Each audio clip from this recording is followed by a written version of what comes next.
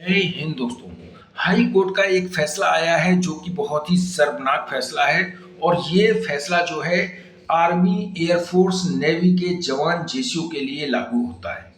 बता दें, जो फैसला आया है, आर्मी ग्रेजुएशन सर्टिफिकेट की मान्यता जो है, आर्मी, एयरफोर्स, नेवी में जो ग्रेजुएशन सर्टिफिकेट मिलती है वो मान्यता लगभग खत्म हो गई है।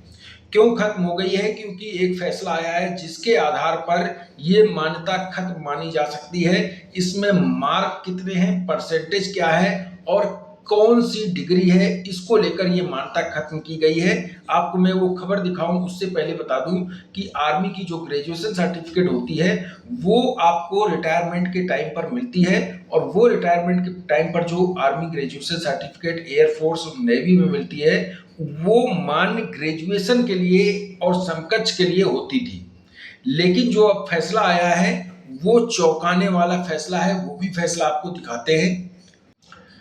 ये देख सकते हैं, नौसेना की समकक्ष डिग्री से नहीं मिलेगी नौकरी, भर्ती विज्ञापन की शर्तें सर्वोपरि। हाई कोर्ट का फैसला आया है। हाई कोर्ट ने एक फैसले में स्पष्ट किया है कि अभ्यर्थी की योग्यता को भारतीय नौसेना द्वारा स्नातक के समकक्ष मान लेने मात्र से वह किसी भी मान्यता अन्य विभाग की भर्ती प्रक्रिया में स्वतः पात्र नहीं हो जाता है यदि भर्ती विज्ञापन में किसी विशेष विषय, न्यूनतम अंकों और अन्य शैक्षणिक योग्यताओं के स्पष्ट उल्लेख किया गया हो तो अभ्यर्थी उन सभी शर्तों को पूरा करना होगा अभ्यर्थी को। अदालत ने इस आधार पर यह फैसला उत्तर हरियाणा बिजली वितरण निगम के अपर डिवीजन क्लर्क के पद पर नियुक्ति की मांग करने वाले एक नौसेना कर्मी पर जो जयकरण की याचिका को खारिज कर दिया है। बता दें कि जो सर्टिफिकेट मिलती है आर्मी, एयरफोर्स, नेवी की, उसमें जो विषय होते हैं उसमें कोई विषय का जिक्र नहीं होता है, ना तो उसमें कितने परसेंट आए, कितने मार्क हैं, उसका कोई जिक्र नहीं होता है। इसलिए अगर कोई भर्ती निकलती है और अगर उसमें यह कहा जाता है कि जो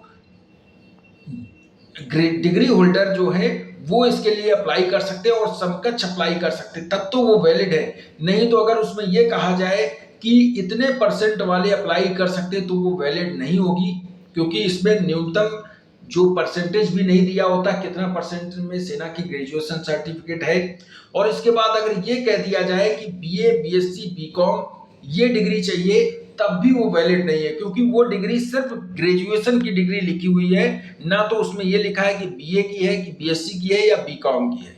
तो वो सेना की ग्रेजुएशन इन दो शर्तों के साथ वैलिड नहीं होगी अगर उसमें परसेंटेज मांगा जाए नौकरी में, या फिर उसमें बीए, बीएससी, बीकॉम मांगा जाए।